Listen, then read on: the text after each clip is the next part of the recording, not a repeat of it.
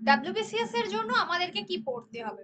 First of all WBCS এর জন্য আমাদেরকে 5টা টপিক পড়তে হবে, যার মধ্যে অলরেডি আমরা 3টে করে ফেলেছি। ঠিক আছে, মানে করে ফেলেছি মানে জানি আর কি। একটা হচ্ছে ভাবার্থ, 2 হচ্ছে ট্রান্সলেশন বা বঙ্গানুবাদ, আর নাম্বার 3 হচ্ছে প্রতিবেদন। এই 3টে সম্পর্কে আমরা জানি।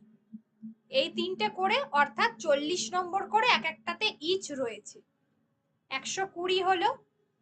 কিন্তু বিসিএস আছে আরো 80 নম্বরে। ঠিক আছে, আরো একসাথে 80 নম্বর যোগ হচ্ছে। সেটা কি না, নাম্বার 4 যেটা, সেটা হচ্ছে পত্র রচনা, লেটার রাইটিং।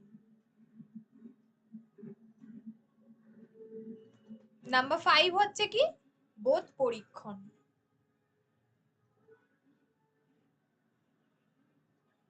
অর্থাৎ যেটাকে আমরা বলে থাকি কম্প্রিহেনশন।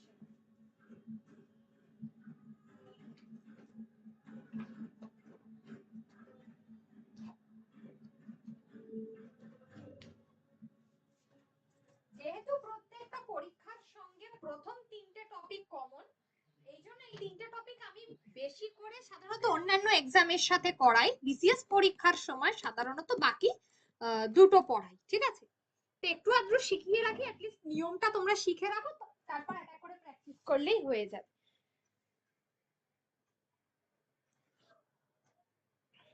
বোধ পরীক্ষণের ক্ষেত্রে বা কম্প্রিহেনশনের ক্ষেত্রে যেটা, ম্যাম যারা খুব ভালোভাবে লেখে, হুম, ম্যাম যারা খুব ভালোভাবে লেখে 40-র মধ্যে তাদের কত থাকে যারা একদম এক্সট্রিম ভালোভাবে লেখে?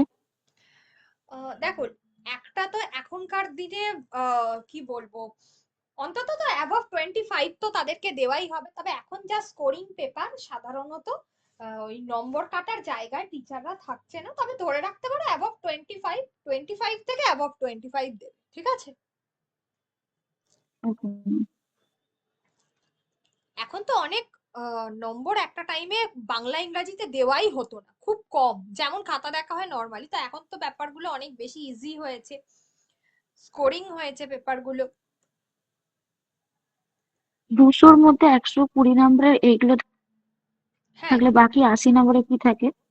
ওই বাকি 80 না না, ওই বাকি 80 নম্বর মানে কি সবগুলোই 40 করে থাকবে। ঠিক আছে, ভাবার্থ 40, ট্রান্সলেশন 40, প্রতিবেদন আচ্ছা 40, আচ্ছা, তিনটে আগেই শিখেছিলে, বাকি হচ্ছে পত্র রচনা আর বোধ পরীক্ষণ, এটা 40 আর 40।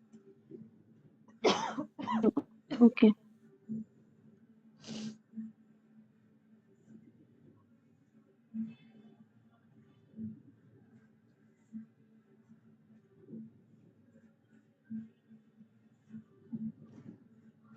40×5 = 200, এই হলো মূল নম্বর।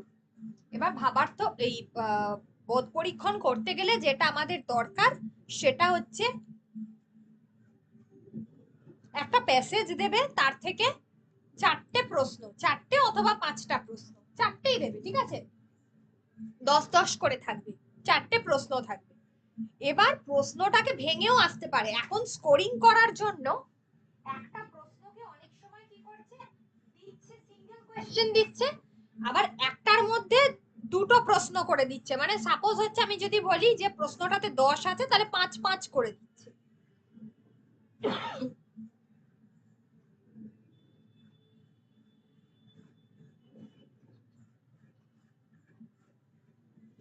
অর্থাৎ 5-5 করে দিচ্ছি সেই প্রশ্নটা।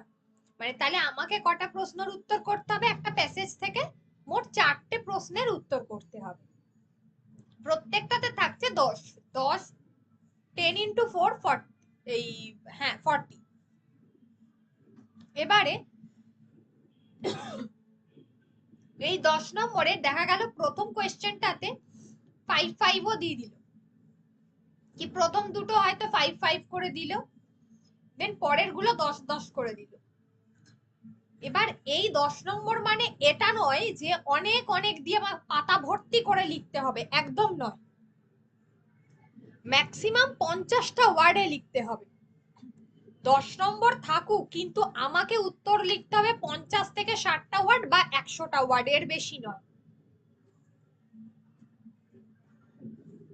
52, 5 নম্বর থাকলে 50 ওয়ার্ডস এন্ড 10 নম্বর থাকলে ম্যাক্সিমাম 100 ওয়ার্ডে লিখতে হবে।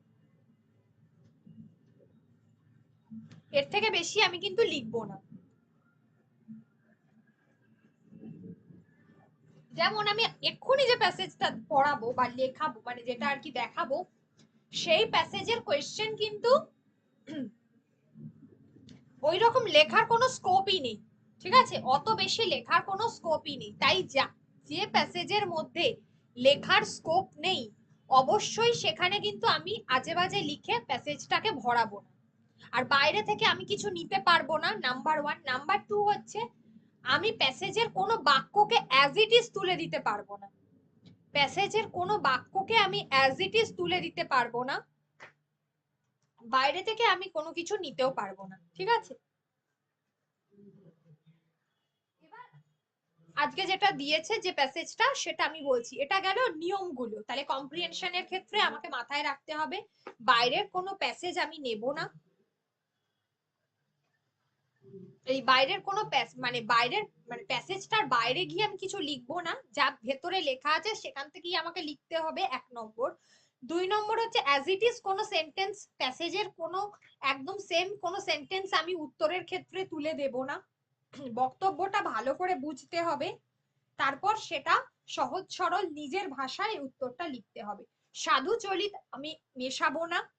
2 হচ্ছে সাধু চলিত মেশাবো না। প্যাসেজ যদি অতীতকালে থাকে তাহলে অতীতকালেই লিখবো উত্তর। বানান ভুল করা চলবে না। আর প্রশ্নের উত্তর খুব বেশি বড় করবার কোনো প্রয়োজন নেই, ঠিক আছে? আবার এমন কিছু প্রশ্ন আছে যেগুলো কিন্তু প্যাসেজে নেই, উত্তরটা প্যাসেজে নেই। ভালো করে শোনো, প্যাসেজের মধ্যে উত্তরটা নেই, সেটা প্যাসেজটা পড়ে তার মূল ভাবটা বুঝে নিজেকে লিখতে হবে। প্যাসেজটা পড়ে মূল ভাবটা নিজে বুঝে উত্তর লিখতে হবে, প্যাসেজে ডিরেক্টলি সেই উত্তরটা নেই।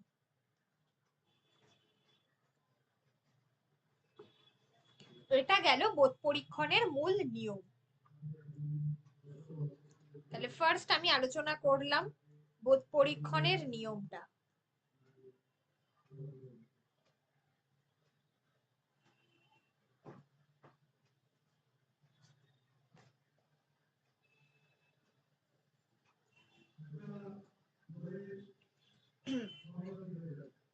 এবারে আসি প্যাসেজটা। দেখো, প্যাসেজটা হচ্ছে একটা সাইন্টিফিক প্যাসেজ, ঠিক আছে?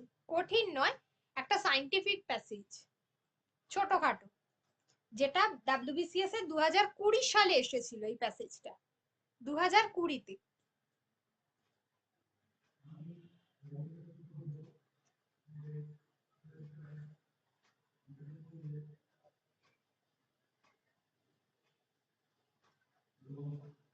2020 ডাব্লিউবিসিএস এ এসেছিল। আচ্ছা দেখো, বলছে কি, কোন কোন বৈজ্ঞানিক নামের একটা মোহিনী শক্তি আছে। বৈজ্ঞানিক নাম বলতে আমরা বিজ্ঞানসম্মত যে নাম আছে সেটা। তাহলে আমি এক্ষেত্রে এই শব্দটা আমি ব্যবহার করতে পারবো প্যাসেজে, বিজ্ঞানসম্মত নাম, এই কথাটা আমরা ব্যবহার করতে পারবো প্যাসেজের ক্ষেত্রে। তার একটা মোহিনী শক্তি আছে, যেটাকে আমরা জাদুকরি বিদ্যা বলে থাকি। মানে অর্থাৎ আকর্ষণ করার ক্ষমতা, আকর্ষণ করার ক্ষমতাই বলো, এগুলো আমাদের কিন্তু কাজে লাগবে। বা জাদুকরি বিদ্যা বলো, এই জিনিসটা।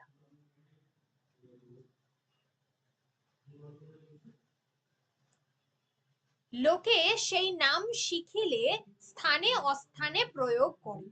ঠিক আছে, বলছে যে নামটা লোকে অনেক সময় কি করে, জেনে গেলে সে বোঝে না যে এটা কোথায় প্রয়োগ করতে হবে, সে যেখানে সেখানে সেটাকে প্রয়োগ করে। সেই নামটা কি? বলছে যে গাটা পারচা। এইরকম একটা মুখরোচক শব্দ, শব্দটা হচ্ছে গাটা পারচা। এবার আমার কথা হলো, পরীক্ষার হলে যদি এই যে গাটা পারচা, এটাকে তো আমি কোনো মতেই চেঞ্জ করতে পারবো না, এটা প্যাসেজের শব্দ, কিন্তু এটা হচ্ছে মূল কিওয়ার্ড। তো এটাকে আমি কিন্তু কোনো মতেই চেঞ্জ করতে পারবো না, ঠিক আছে? এটা থাকবে।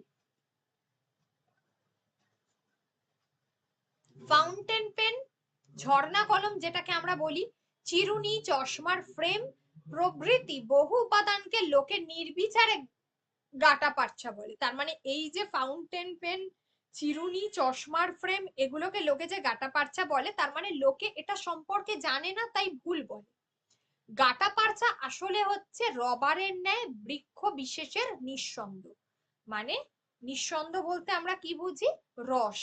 ঠিক আছে, গাছের থেকে যে বিভিন্ন কাণ্ড থেকে যে রসটাকে গড়িয়ে আসে সেটাকে আমরা বলে থাকি নিঃসন্দ। এই শব্দগুলোর যে আমরা যখন লিখব তখন তার কি করব না, সমার্থক শব্দগুলো আমাদের খুব কাজে লাগবে। এক্ষেত্রে সমার্থক শব্দগুলো আমাদের খুব কাজে লাগবে।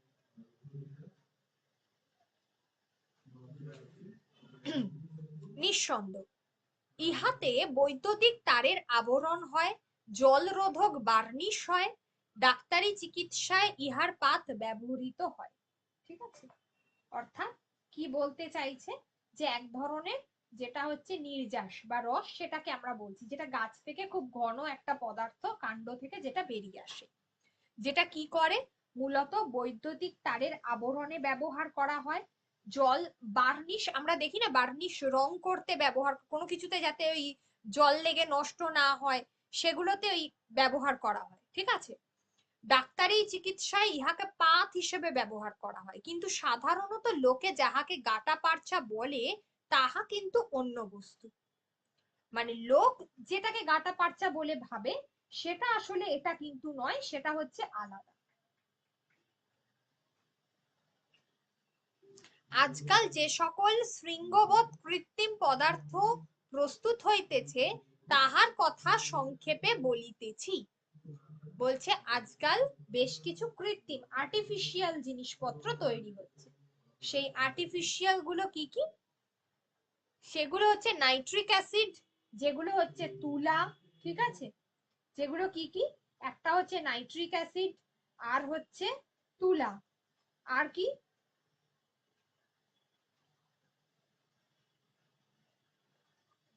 আচ্ছা, আর কি না, আর হচ্ছে যে তুলা অ্যাসিড, ইহা হইতে সেলুলয়েড হয়। নাইট্রিক অ্যাসিড, তুলা এগুলো থেকে সেলুলয়েড হয়, যেটা হচ্ছে কাঁচ তুল্য, মানে কাঁচের মতোই স্বচ্ছ এই সেলুলয়েডটা। ঠিক আছে, মানে দেখতে, মানে আমরা যেটাকে সাদা জিনিস বলে থাকি, যার এ প্রান্ত ও প্রান্ত দেখা যায়, ওই জিনিস কিন্তু অন্য উপাদান যোগে রঞ্জিত, চিত্রিত বা হাতির দাঁতের ন্যায় সাদা করা যায়। মানে সেলুলয়েডের সঙ্গে যদি আমরা কিছু একটা মেশাই তাহলে কিন্তু সেটা কি হবে, সেটাকে কিন্তু সাদা রং করা যাবে। ঠিক আছে, মানে আমরা যে প্লাস্টিক দেখি যার এই প্রান্ত থেকে ও প্রান্ত দেখা যায় স্বচ্ছ আর কি, সেই জিনিসটা কিন্তু এটাকে আমরা কোনো কিছু মিশিয়ে সাদা করতে পারি। ফটোগ্রাফের ফিল্ম, মোটর গাড়ির জানালা, অর্থাৎ যেটাকে আমরা লুকিং গ্লাস বলি, হারমোনিয়ামের চাবি, পুতুল, চিরুনি, বোতাম, এই সমস্ত জিনিসের উপাদানই কিন্তু সেলুলয়েড। মানে এইগুলো কিন্তু সেলুলয়েড থেকেই তৈরি হয়। চশমার ফ্রেম, সেটা একটা পদার্থ। রবারের সহিত গন্ধক মিশিয়ে ইবোনাইট বা ভালকানাইট প্রস্তুত করা হয়। আচ্ছা, কার সাথে কি মিশিয়ে তাহলে তৈরি হচ্ছে ইবোনাইট? রবারের সঙ্গে গন্ধক। বাংলায় ইহাকে কি বলা হয়? কাজ করা। কাজ করা বলা হয়। কাজ করার মূল যে অর্থ সেটা জানতে হবে। কাজ করার মূল অর্থ হচ্ছে কাছিমের খোলা। ইবোনাইট কিন্তু স্বচ্ছ নয়, তাহলে স্বচ্ছ কোনটা ছিল? সেলুলয়েডটা কিন্তু স্বচ্ছ ছিল, কিন্তু ইবোনাইট কিন্তু স্বচ্ছ নয়।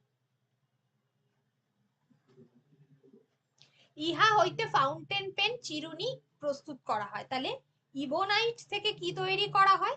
ইবোনাইট থেকে কিন্তু ফাউন্টেন পেন এবং চিরুনি এগুলো তৈরি করা হয়। আরো নানা জাতীয় স্বচ্ছ বা শৃঙ্গবৎ, এই স্বচ্ছ যেটাকে বলা হচ্ছে, যার আমরা বলে থাকি যার দুটো দিকই দেখা যায়, হ্যাঁ, ট্রান্সপারেন্ট যেটাকে বলা হয়, তো সেই পদার্থ বিভিন্ন নামে বাজারে চলিতেছে। যেমন হচ্ছে সেলফোন। ঠিক আছে, আমরা তো জানি যে কোনো কিছু যে কোনো কিছু যে আমরা যে সেলোটেপ যেগুলোকে বলে থাকি, তাই না, ওই জিনিস, ভিসকোস, তারপরে হচ্ছে গ্যালালিথ, ব্যাকেলাইট ইত্যাদি, এগুলো সবই কিন্তু স্বচ্ছ বা যেটাকে আমরা ট্রান্সপারেন্ট বলি। এগুলির উপাদান এবং প্রস্তুত প্রণালী বিভিন্ন। নকল রেশম, নকল হাতির দাঁত, নানা রকম বার্নিশ, বোতাম, চিরুনি প্রভৃতি বহু শৌখিন জিনিস এই সকল পদার্থ থেকেই প্রস্তুত হয়।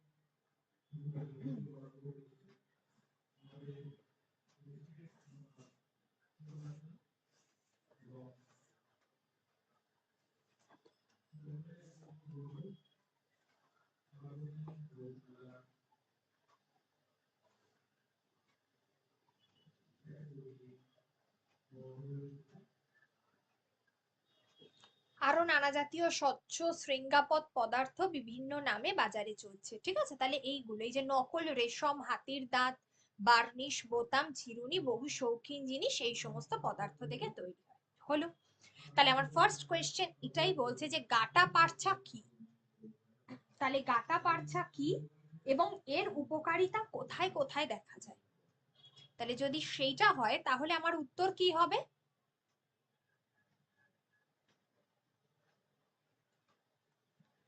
গাটা পারছা আসলে মানুষ যাকে গাটা পারছা বলে জানে, আসলে গাটা পারছা তা নয়। এইভাবে লেখাটা শুরু করতে হবে। ঠিক আছে, মানুষ যাকে গাটা পারছা বলে জানে বা মানুষের কাছে সর্বাধিক পরিচিত যে পদার্থ গাটা পারচা নামে মানুষের কাছে সর্বাধিক যে পরিচিত যে পদার্থ, আসলে তা কিন্তু গাটা পারচা নয়। ঠিক এই বলে লাইনটা শুরু করবে। তারপরে হচ্ছে কি না,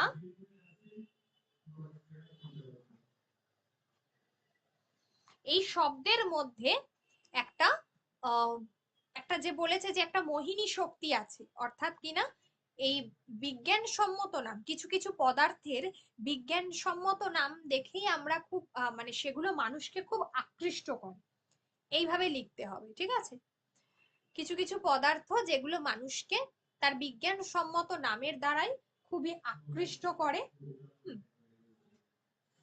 সেই কিন্তু আসলে এই পদার্থগুলোকে কেন্দ্র করে মানুষের মনে অনেক ভ্রান্ত ধারণা রয়েছে। সেরকমই একটা জনপ্রিয় শব্দ হচ্ছে এই গাটা পারচা। আসলে গাটা পারচা হচ্ছে একটা বৃক্ষ থেকে নির্গত রস, রবারের বৃক্ষ থেকে নির্গত রস। গাটা পারচা হলো আসলে রবার জাতীয় এক প্রকার বৃক্ষের রস বা নির্যাস বা নির্গত রস। ঠিক আছে, তাহলে এইভাবে দেখতে পাচ্ছ প্রথম তাহলে উত্তরটা কি করতে হলো। মানে এখানে গাটা পারচা বললে তো আমি এক লাইনে এটাই বলে দিতে পারি যে গাটা পারচা রবারের ন্যায় বৃক্ষ বিশেষের নিঃসন্দ, এটাই তো আছে এখানে প্যাসেজে। কিন্তু আমি সেটাকে কিভাবে বাড়ালাম সেটা বুঝতে পারলে কি, বোঝাতে পারলাম?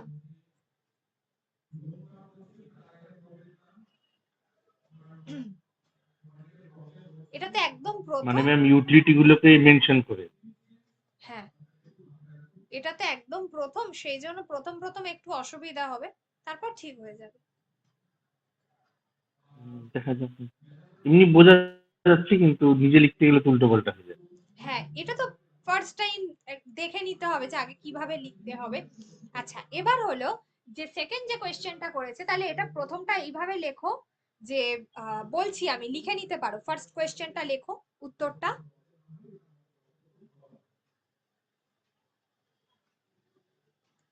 লেখো। কিছু কিছু পদার্থ আছে যেগুলো মানুষকে আকৃষ্ট করে।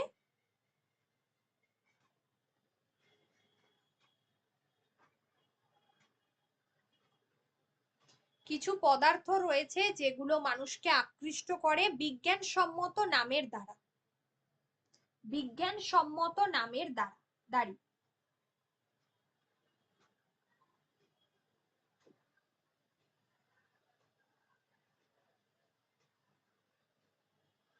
বিজ্ঞানের মোড়কে ময়কার ডয় শূন্য র কয়েকার, হ্যাঁ মোড়কে স্পেলিং।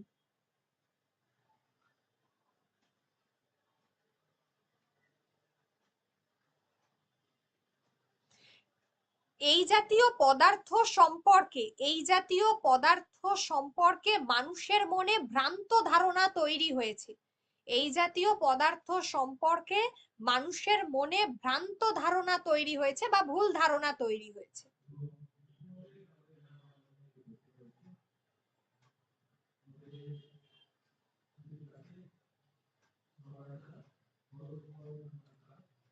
গাটাপারচা আসলে সেই জাতীয় পরিচিত শব্দ।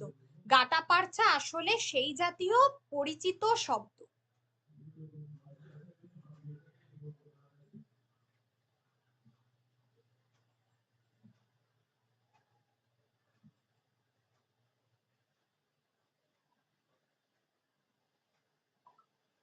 যা মানুষের মুখে মুখে ফেরে, যা মানুষের মুখে মুখে ফেরে।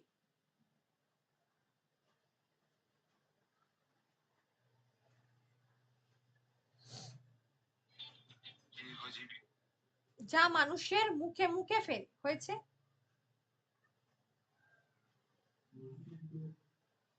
হ্যাঁ ম্যাম।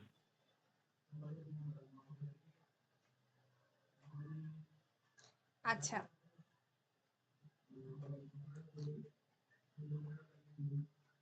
আসলে গাটাপারচা হলো, আসলে গাটাপারচা হলো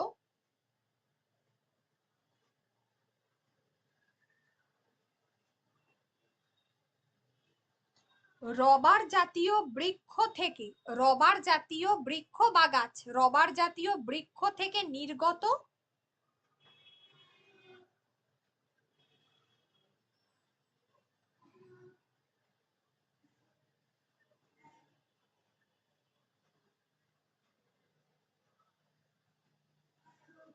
রবার জাতীয় বৃক্ষ থেকে নির্গত রস।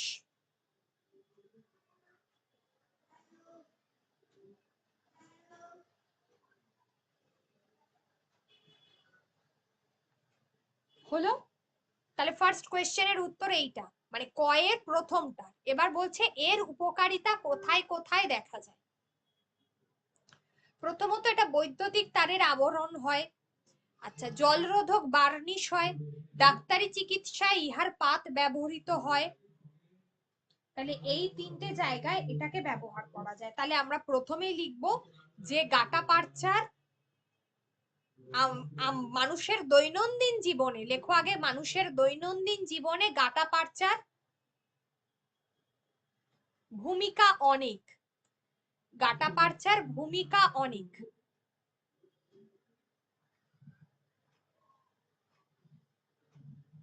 এর থেকে অনেক উপকারিতা লাভ করা যায়। এর থেকে অনেক উপকারিতা লাভ করা যায়।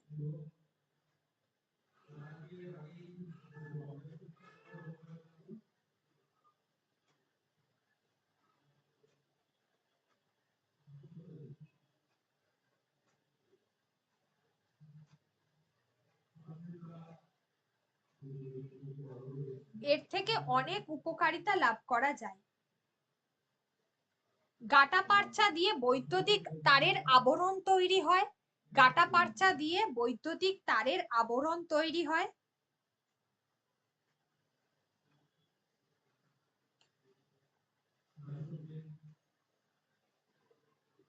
জল নিরোধক বার্নিশ তৈরি হয়। জল নিরোধক বার্নিশ তৈরি হয়।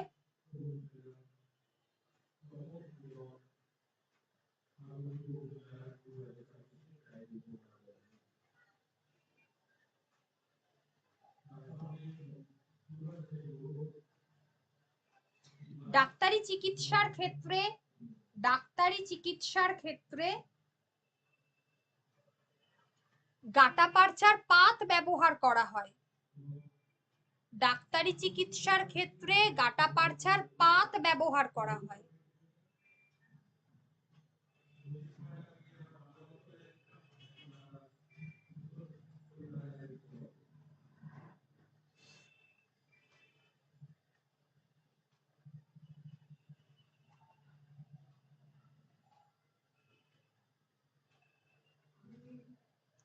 সাধারণ মানুষ ফাউন্টেন পেন, চিরুনি, চশমার ফ্রেমকে গাটাপারচা বলে। ফাউন্টেন পেন, সাধারণ মানুষ ফাউন্টেন পেন, চিরুনি, চশমার ফ্রেমকে গাটাপারচা বলে। কিন্তু গাটাপারচা আসলে ভিন্ন বস্তু, কিন্তু গাটাপারচা আসলে ভিন্ন বস্তু।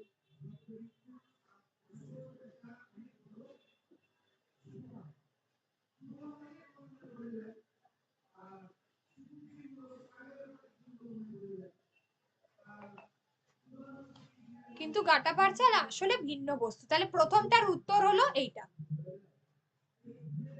মানে এক্সাক্ট এখানে যে শব্দগুলো দেওয়া আছে বা যে বাক্যটা অ্যাজ ইট ইজ লেখা আছে সেটা আমরা লিখবো না। ঠিক ভাবার্থর ক্ষেত্রে আমরা যেমন রুলস ফলো করি, এক্ষেত্রেও রুলস ফলো করব, শুধু ভাবার্থ হচ্ছে ছোট করে এটাকে বড় করতে হবে, অপোজিট রুলসটা। ঠিক আছে, পরেরটা। পরে বলছে কি সেলুলয়েডের উৎস কি? আমাদের জানা কোন কোন জিনিস সেলুলয়েড দিয়ে তৈরি হয়? এটার উত্তর কি হবে তোমরা বলো এবারে।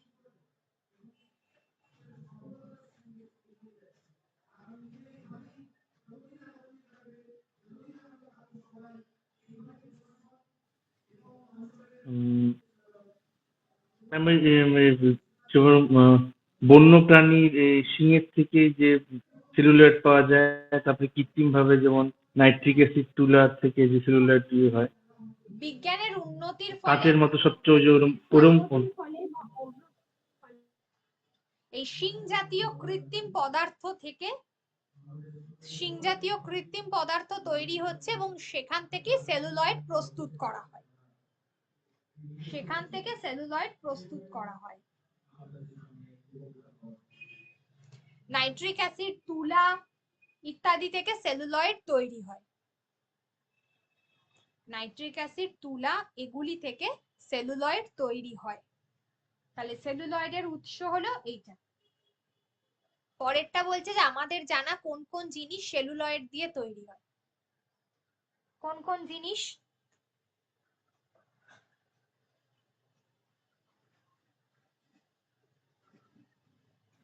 চশমার ফ্রেম হয়ে গেল, তারপরে প্লাস্টিক টাইপের দেখতে যেরকম চিরুনি হয়ে গেল, গাড়ির পার্টস হয়ে গেল, মেকানিক্যাল জিনিস, ধরেন ওই ধরেন বোতাম হয়ে গেল, চিরুনি হয়ে গেল, এগুলো। হ্যাঁ, আমাদের জানা অনেক জিনিস সেলুলয়েড দিয়ে তৈরি হয়, ফার্স্টে এরকম ভাবে লিখতে হবে। ঠিক আছে, আমাদের জানা অনেক জিনিস সেলুলয়েড দিয়ে তৈরি হয়। এবার সেগুলো কি কি? যেহেতু সেলুলয়েড দেখতে কাঁচের মতো স্বচ্ছ, অনেক সময় তার সাথে অন্য কোনো উপাদান যোগ করে বা অন্য কোনো কোনো পদার্থ মিশিয়ে তাকে সাদাও করা হয় দাঁতের মতো। ঠিক আছে, ফটোগ্রাফের ফিল্ম, মোটর গাড়ির জানালা, অর্থাৎ এখানে কি করব যে আমরা মানে ফটোগ্রাফের ফিল্ম আমাদের ব্যবহৃত, তারপরে হারমোনিয়ামের চাবি, পুতুল, চিরুনি, বোতাম, এই সবগুলি কিন্তু সেলুলয়েড থেকে তৈরি হয়। সেলুলয়েড দিয়ে অনেক চশমার ফ্রেমও তৈরি করা হয়, চশমার ফ্রেমও সেলুলয়েড থেকে তৈরি করা হয়। পরেরটা, ভলকানাইট কিভাবে তৈরি হয়? এটি কি রকম পদার্থ? এর বাংলা অর্থ লেখো। ভলকানাইট কিভাবে তৈরি হয়?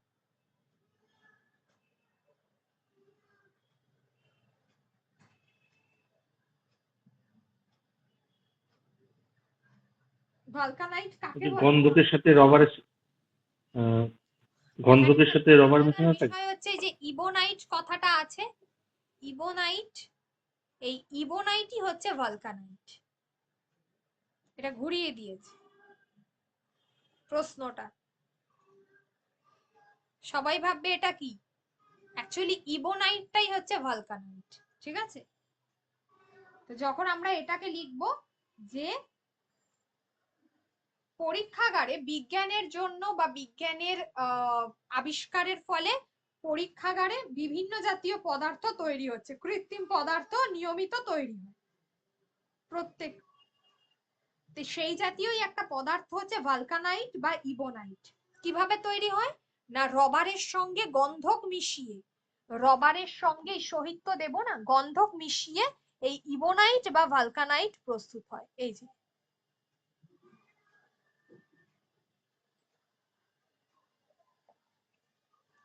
এটি কিরকম পদার্থ, এর বাংলা অর্থ, বাংলা একে ওই যে কাঁচ করা বলা হয়। ঠিক আছে, আচ্ছা, ভলকানাইট হচ্ছে একটা মানে কৃত্রিম পদার্থ, কিন্তু এটা কিন্তু সেলুলয়েড যেমন স্বচ্ছ, এটা কিন্তু স্বচ্ছ নয়, ঠিক আছে? এই ভালকানাইট হচ্ছে স্বচ্ছ নয়, এই যে লেখা আছে ভালকানাইট স্বচ্ছ নয়। ভালকানাইট দিয়ে ফাউন্টেন পেন তৈরি হয়, চিরুনি প্রস্তুত করতে ভালকানাইট ব্যবহার করা হয়, ফাউন্টেন পেন তৈরি হয়, চিরুনি প্রস্তুত করতে ভালকানাইট ব্যবহার করা হয়। আর লাস্ট কোয়েশ্চেনের আনসারটা হচ্ছে এর বাংলা অর্থ কি হবে? এর বাংলা অর্থ হচ্ছে কি হবে? কাজ করা। এর বাংলা অর্থ হলো, বাংলায় একে প্রচলিত যে বাংলায় যে ভালকানাইট সম্পর্কে যে প্রচলিত শব্দটি রয়েছে, এইভাবে লিখবে যে বাংলায় ভালকানাইট সম্পর্কে যে প্রচলিত শব্দটি রয়েছে তা হলো কাজ করা। এই কাজ করা বলতে কি বোঝানো হয়েছে না, কাজ করা বলতে যার মূল অর্থটা হচ্ছে, মানে যার প্রধান অর্থ হচ্ছে যে কাছিমের খোলা, কাছিমের খোলা থেকে ইহা তৈরি হয় বলে একে মানে কাজ করা বলা হয়, ঠিক আছে? আর লাস্ট কোয়েশ্চেনটা হলো, বৈজ্ঞানিক নামের মোহিনী শক্তির অপপ্রয়োগ কি হয়?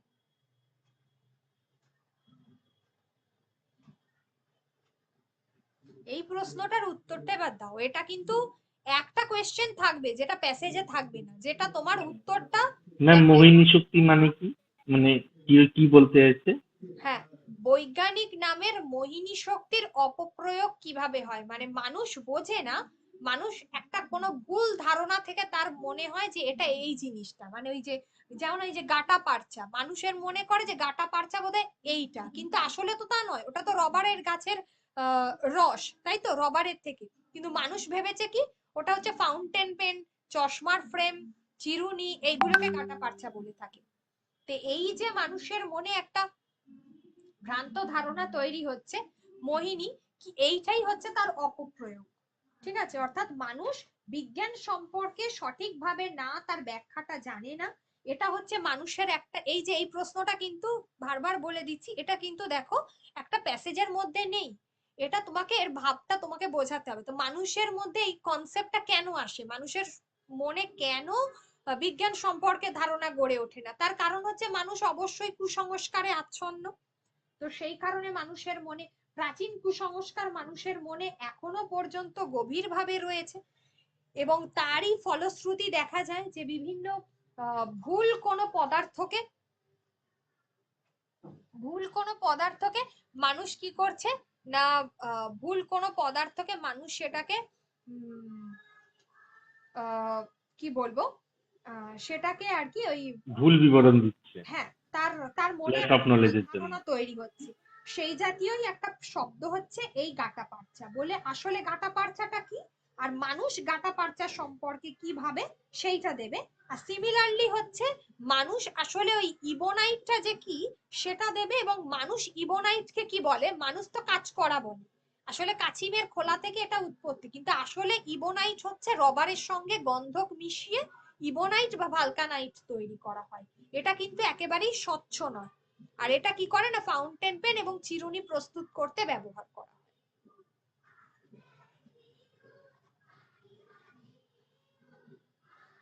যেমন পরেরটায় দেখো, নানা জাতীয় স্বচ্ছ বা শৃঙ্গবৎ পদার্থ বিভিন্ন বাজারে আছে। স্বচ্ছ মানে এখানে কাকে বলেছে? এখানে আমার একটা কোয়েশ্চেন আছে, এখানে অ্যাকচুয়ালি এই লাইনটা থেকে কাকে বোঝানো হয়েছে? এই লাইনটা থেকে এটাকে কি সেলুলয়েডের কথা বলেছে না ইবোনাইটের কথা বলেছে, কোনটা হবে এটা?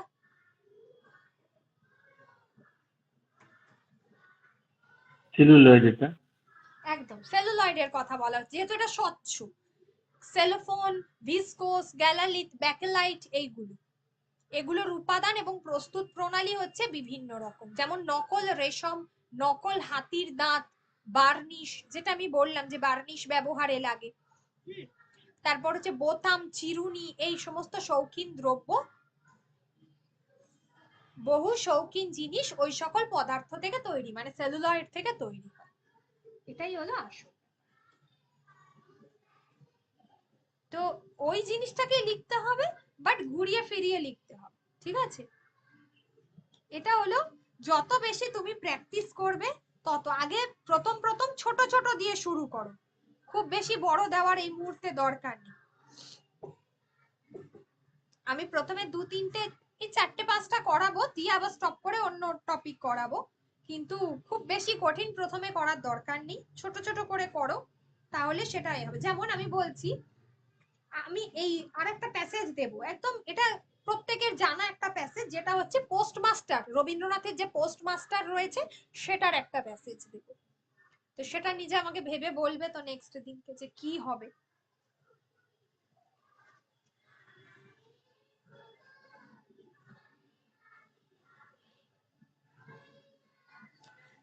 মানে ম্যাম এই বোর্ড পরীক্ষণে যে ইনফরমেশনটা থাকে হ্যাঁ ওখান থেকে লিখতে হয় ভাষাটা নিজে, ওটা হ্যাঁ ধরেন কিছুটা কোশ্চেন পাওয়া যাচ্ছে, আর একটা দুটা থাকে যেটা মানে বুঝে লিখতে হয়। হ্যাঁ, ওই একটাই দেখবে প্রশ্ন দেবে যেটা তোমার কি বলে মূল মানে এক্সাক্ট প্যাসেজের মধ্যে নেই, ওটা নিজেকে ভেবে লিখতে হবে। আচ্ছা,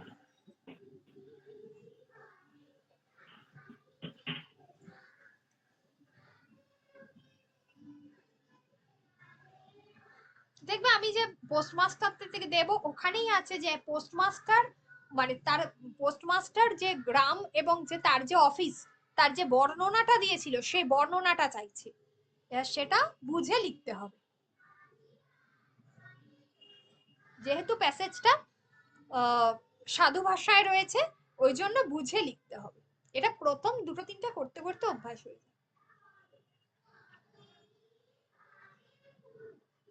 এটা একটু নতুন নতুন আছে বলে করাচ্ছি, তারপর আবার ভাবার্থ গুলো করাবো। এটা তো কোশ্চেনের অ্যান্সারের লিঙ্কটা তো নাম্বারের ওয়াইজ হয়, ধরেন 5-10 যেটা আপনি শুরুতে বললেন। 10-10-10-10 4টে 10 নম্বর দেবে এরকম, আচ্ছা, অথবা একটা হয়তো এখানে 5-5 থাকতে পারে যদি দেয়, 3টে হয়তো প্লেন 10 দিলে একটা 5-5 করে দিবে। এখনো পর্যন্ত তাই। একটা 50-এর বেশি লেখা যাবে, 5-এ 50 হ্যাঁ, আবার এমনও হয়েছে 2016 সালের কথা ওয়ার্ড বলছি, লিমিট। 2016 সালে কিন্তু 10-15-10-5 এইভাবে দিয়েছি। মানে বোঝাতে পারলাম 10-10 করেই যে থাকবে এমন নয়, একটা 15 দিয়ে দিয়েছে, আবার একটাকে 5 করে দিয়েছে। এটা 2016 সালের কোয়েশ্চেনের কথা বলছি। আবার 2017-তে 4টেই 10 দিয়েছে, 2018-তেও তাই, 2019-এও তাই, 20-তেও তাই,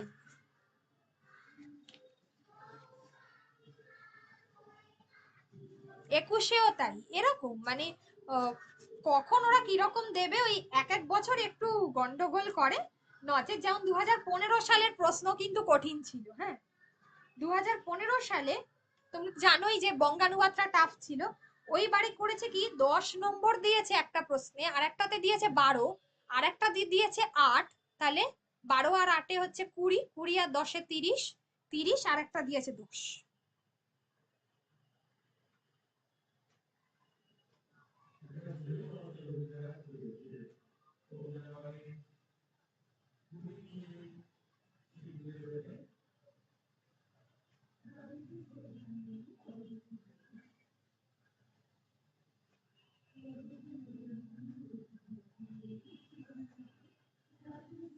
আমি প্যাসেজটা পাঠাবো পোস্টমাস্টারে, আগে অল্প অল্প করে করো।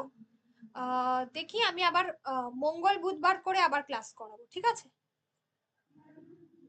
ঠিক আছে ম্যাম, আমি একটু যেদিন করাবেন সকালে একবার বলে দিন, তাহলে তো হ্যাঁ, ঠিক সময় আমি চলে ওটা আসবে। কবে করাবো আমি বলে দেবো, আমি সোমবার দিনকেই বলে দিচ্ছি।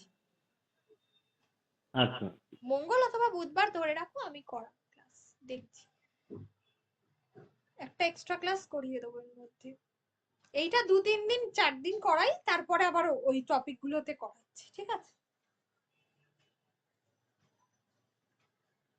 এটা একটা লিখলে বোঝা যাবে যে কতটা কি অবস্থা, তারপরে বোঝা যাবে। এটা তো কোনোদিন হয়নি আমাদের। হ্যাঁ, সেই কারণেই ইংলিশে একটু হয়েছিল করিয়ে কম্প্রিহেনসিভ নিচ্ছি। টাইপের। এরপর এটা কেউ করতে চাইবে না, কারণ এটা বিসিএস ছাড়া কেউ করে না। আচ্ছা আচ্ছা, বিসিএস ছাড়া এটা কেউই করে না, খুব রেয়ার।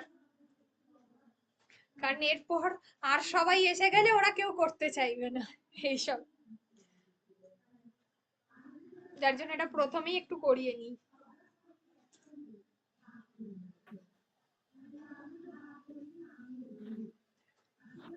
ঠিক আছে, আমি তাহলে এটা দেবো, আর ওই পোস্টমাস্টারেরটা আমি পাঠাচ্ছি, দেখো ওটা, ঠিক আছে? ঠিক আছে। ঠিক আছে, রাখি আজকে।